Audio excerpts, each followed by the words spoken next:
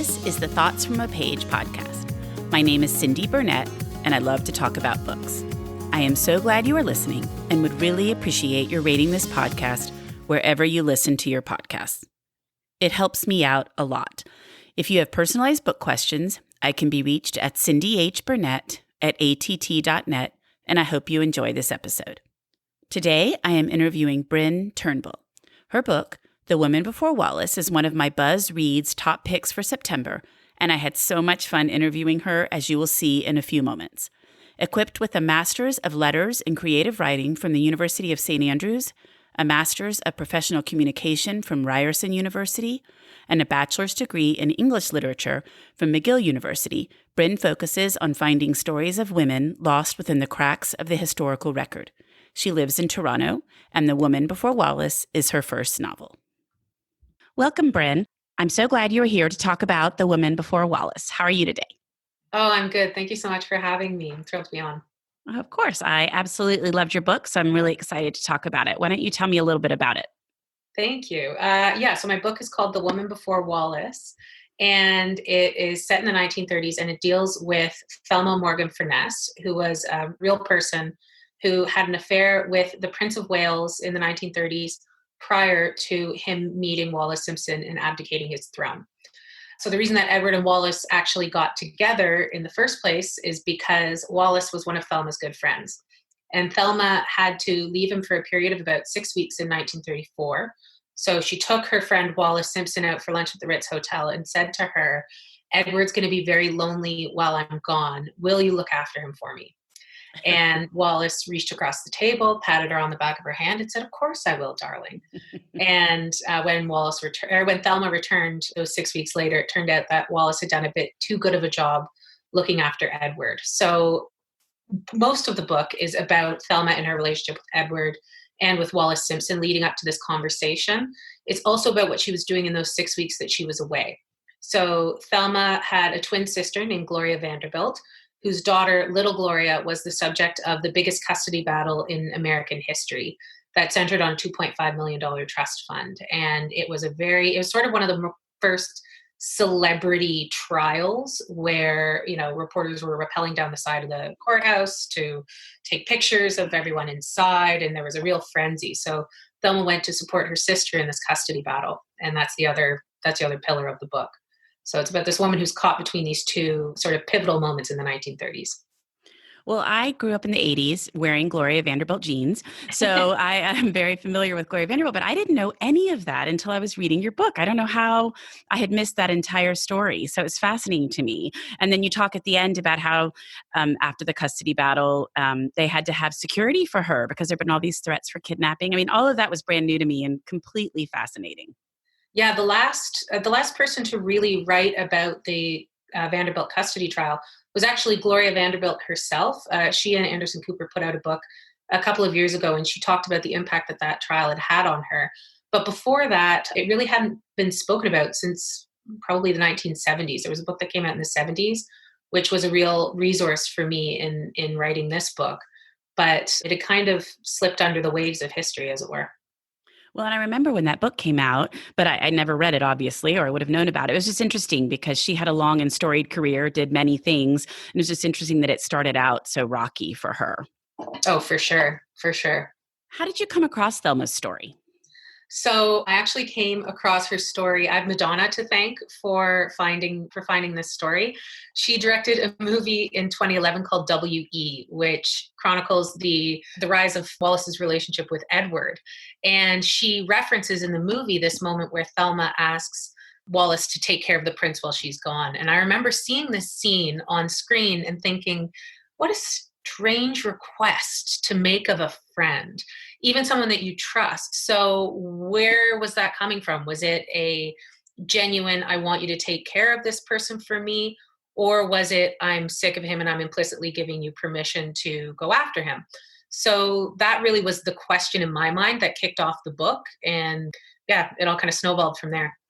What do you think the answer to that was? Because I know in your author notes, you talk about that her relationship with Edward had cooled. So, and it's so confusing to me too, like Edward, Prince of Wales, but she calls him David. I have Yeah. some questions about all of that. I'm familiar with the royalty and the way they do that, but it's so interesting to me that there's just all these different names and how they're referenced. But first, do you think that Thelma was trying to get Wallis to take him off her hands, or do you think she really thought Wallis was going to help out?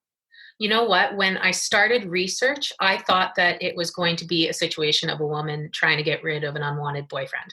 And that was the lens through which I started research. But as I got to know Thelma and I got to know her story, one of the kind of major breakthroughs that I found when I was researching her was that when she died, she dropped out of a heart attack on a street in New York. And when they found her, in her handbag was a keepsake from Edward, a little teddy bear that they used to exchange back and forth. And finding that out, that for 50 years she kept this keepsake of Edward's in her possession, and not only in her possession but on her person, that to me was an indication that, oh no, she actually she loved him, and this was a genuine request from someone that she thought that she could trust. Well, and it seemed like throughout the book, once their relationship develops, that she does worry about him. Like when he goes to South America and she knows there's going to be other stuff happening. And then people are saying to her, he'll never marry you. You're divorced. You're American or sort of American. I guess she grew up in Europe, but I mean, I guess, an originally American family. And that she was not going to be somebody suitable for him to marry so that she could be queen.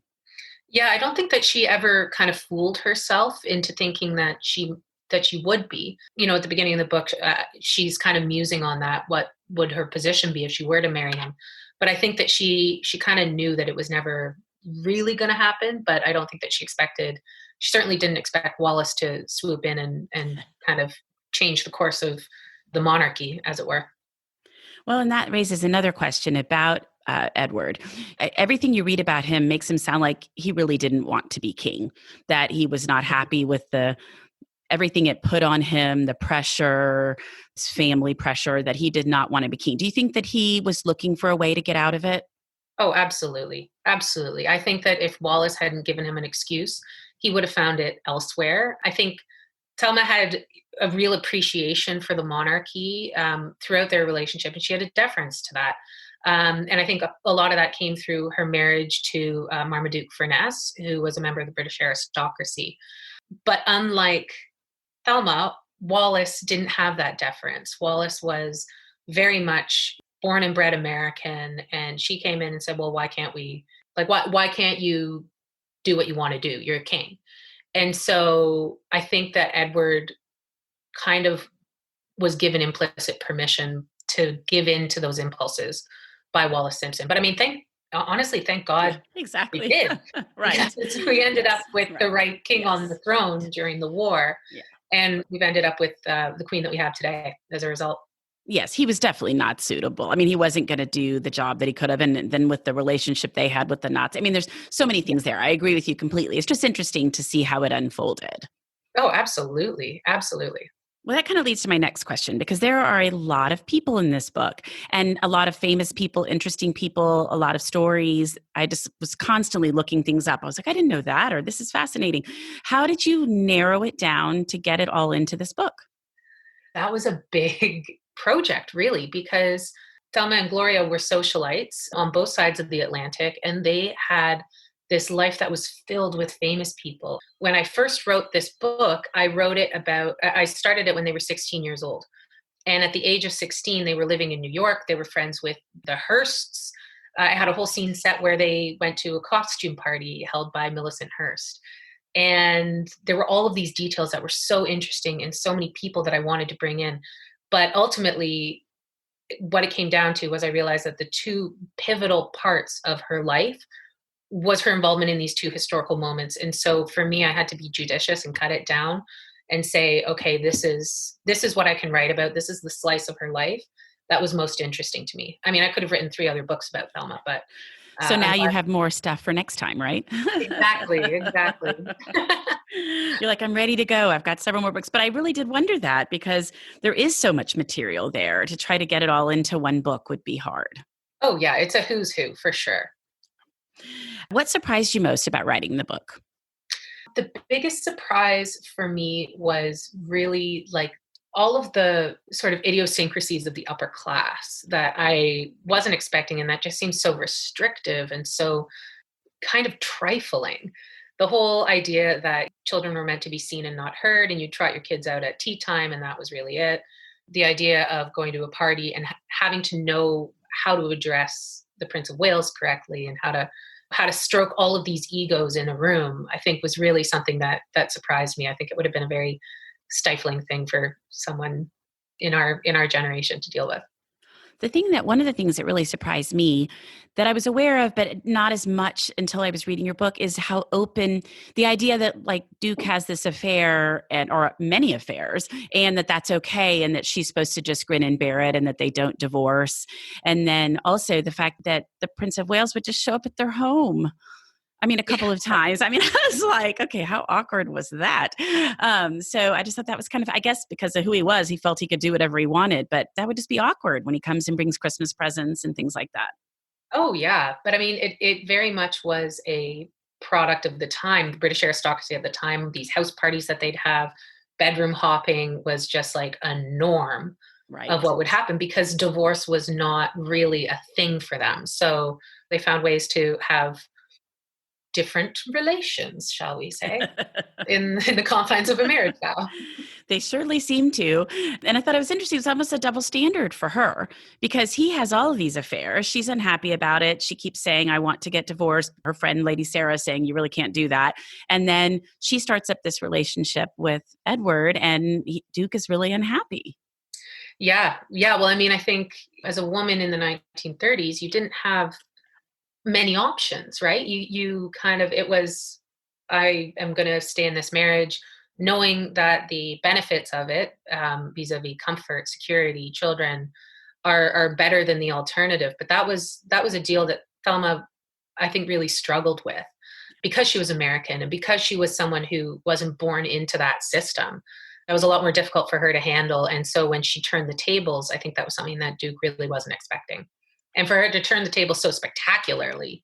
Well, I mean, that's true. Yeah, it was much more public than a lot of these other things were going to be. And it was also interesting to me that they kept it out of the news in Great Britain, but they were worried that the American press would not keep it out of the news. And I just thought some of those things you just don't think about today because everything is open game. But I just thought that was an interesting difference too. Well, and that was a big problem for Edward and Wallis when ultimately they went public with their relationship. The British press had really been deferential towards the Prince of Wales. People knew about his relationship with Wallis Simpson, but they kept it out of the papers for Edward's sake. But when the news really hit the other side of the Atlantic, and when it was known that Edward was going to marry Wallis Simpson or try and marry Wallis Simpson, that scandal couldn't be held back anymore. And it really hit with the force of a tidal wave. Well, yes and no, and I agree. I remember when reading about all of that and how it happened, but it's just interesting to see the difference in how one country was handling it versus the other. And again, it's the same thing we've been talking about. The deference to the royalty in Great Britain is very different than the American view of it. For sure. For sure. So can you explain to me this Edward, Prince of Wales, but he goes by David, and Bertie becomes King George, even though his brother was named George? I was having to was like, wait a minute, George? I was like, because I knew he became King George. I knew his name was Bertie, but I forgot. But then I got all distracted with the brother George. How does all that happen? It's a very confusing system. Like Edward's full name was, let me see if I can get this right. Edward, Andrew, Christian, George, Andrew, Patrick, David. So I put two Andrews in there. I know there weren't two Andrews, but it had just this unbelievably long moniker. And I think part of the reason that they had these pet names for each other was a way of kind of having some intimacy with each other. It was, everybody knows me as Edward, but you get to know me as David because that's how I feel about myself. That's who I believe myself to be. In George's case, Bertie's case, that was a very common practice to take on a new name when you ascended to the throne. For Edward not to do that, for Edward to maintain Edward as his name was actually quite uncommon. And Queen Elizabeth has done the same thing. But it was for George VI, he took that name as a continuation of his father's reign, who was George V. Right. And I think that was a very deliberate signal for him to make that he was not his brother. He was not going to rule like his brother. There was going to be continuity in the Windsor line. So I think that was very deliberate on his part. And do you think that his brother, who was actually named George, was unhappy with that? I mean, I I was don't like, think it's we have getting much choice in the confusing. matter. I don't think we have much choice in the matter. That's for sure. That's true. I don't really know much about the other brothers, too. I really had to look that up. I only really knew about Edward and then George.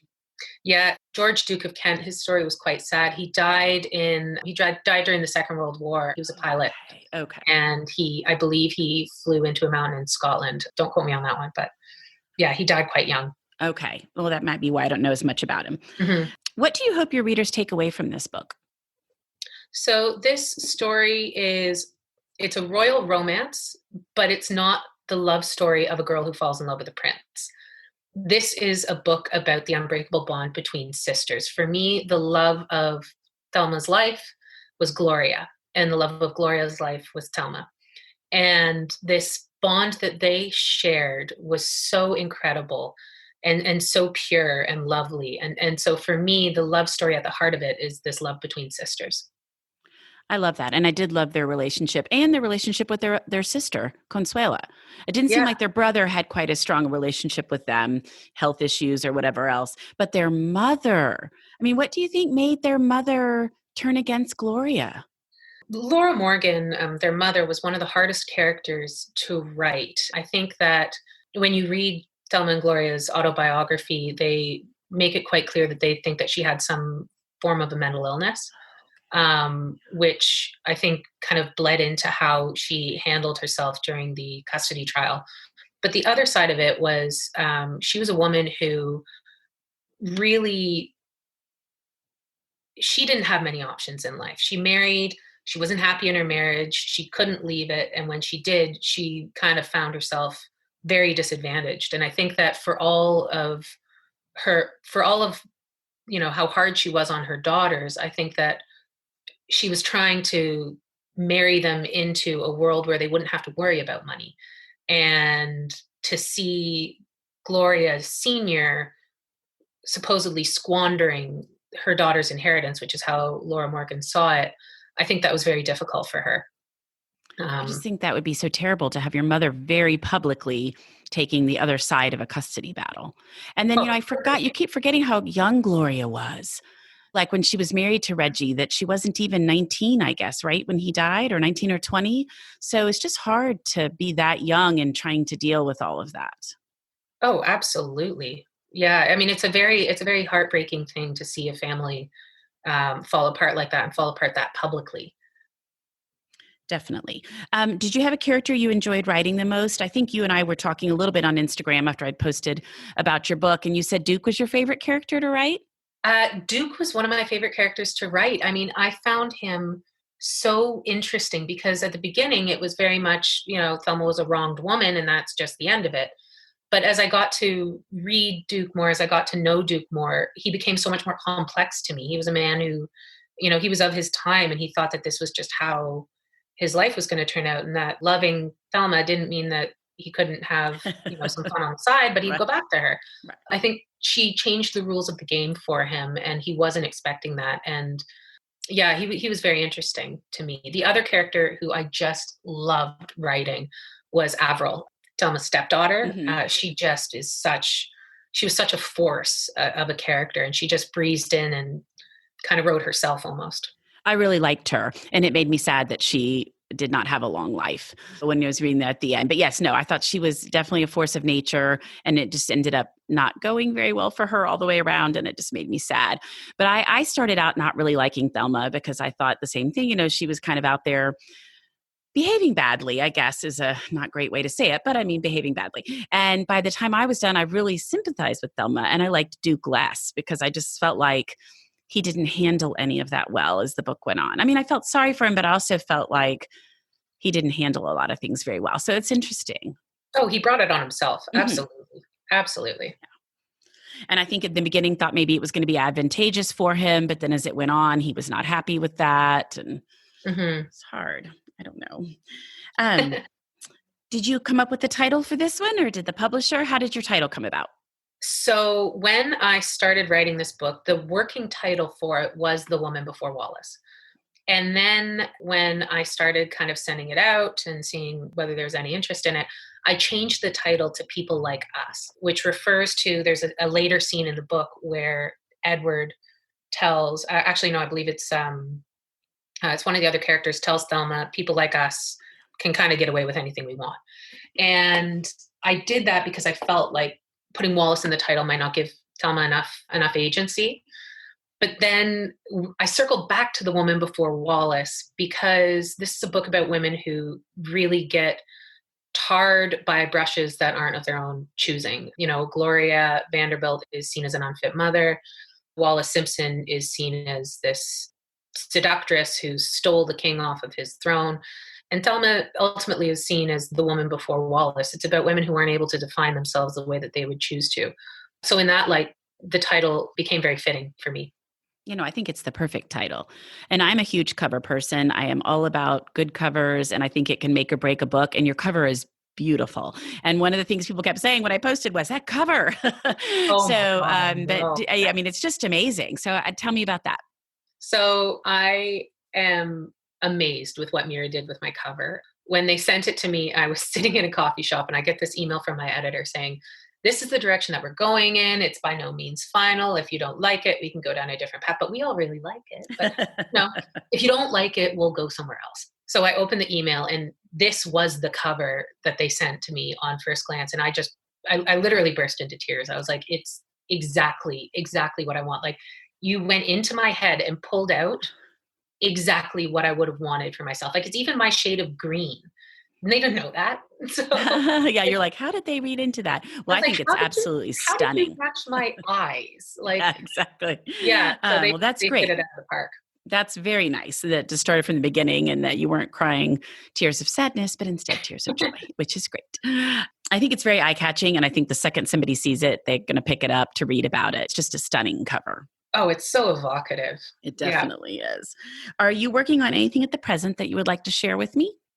I am. I'm writing a second book for Mira, and it is about the fall of the Romanov dynasty, told from the perspective of the eldest daughter, Olga.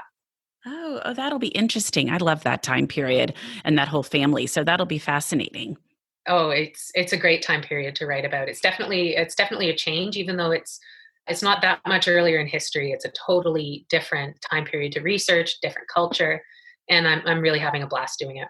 Oh, good. That's exciting. What do you like to do when you are not writing or reading? Seems like these days that's all I'm doing, particularly with the pandemic. But when I'm not reading and writing, I like to be up at my family cottage in the Great Lakes. I'm a big swimmer, so anytime I'm in or around water, I'm happiest. I also love cooking. My sister's actually a chef, so we're quite competitive in our family in terms of cooking good dinners, which is a lot of fun. So. Oh, that's great. I'm a terrible cook. I wish I had a sister that was a chef. Oh my God. I learned so much from her. It's great. My brother's a great cook too. So between the three of us, we always can scrounge up something delicious. I'm very jealous. Well, I cannot thank you enough for joining me. I loved this book. I love hearing all of this stuff. Before we wrap up, I would love for you to tell me about a couple of books you recommend, things you've read lately that you really like. Yeah, absolutely. I just finished David Mitchell's latest book, Utopia Avenue, and I adored it. If you like Daisy Jones and the Six, it's I thought it was very much evocative of that same time period and just couldn't put it down. The Henna Artist by Alka Joshi is another one that I just adored. What she did with that book is unbelievable. And then finally, The Library of Legends by Janie Chang. Loved The Library of Legends. Those are the three books that have really stuck with me over the past couple of months. The cover for David Mitchell's book is very eye-catching. Every time I see it, I'm immediately drawn to it. But I didn't realize that it was similar. I mean, not similar to Daisy Jones, but kind of like that, because that was one of my favorite books from the year that it came out. So I'll have to go pick that one up. Yeah, it's different. It's totally different writing, totally different story, but it's evocative of that same time period. And there's something about that time period that just feels so wonderful and sun-drenched and lovely. No, I agree completely. Well, thank you again for your time and for joining me. And I just really enjoyed it. Thank you so much. It's been such a pleasure chatting with you. Thank you so much for listening to my podcast. If you like this episode, and I hope you did, please follow me on Instagram at Thoughts From a Page. Tell all of your friends about the podcast and rate it wherever you listen to podcasts. Bryn's book can be purchased at Murder by the Book, where I work part-time, and the link is in the show notes. Thanks to KP Regan for the sound editing, and I hope to see you next time.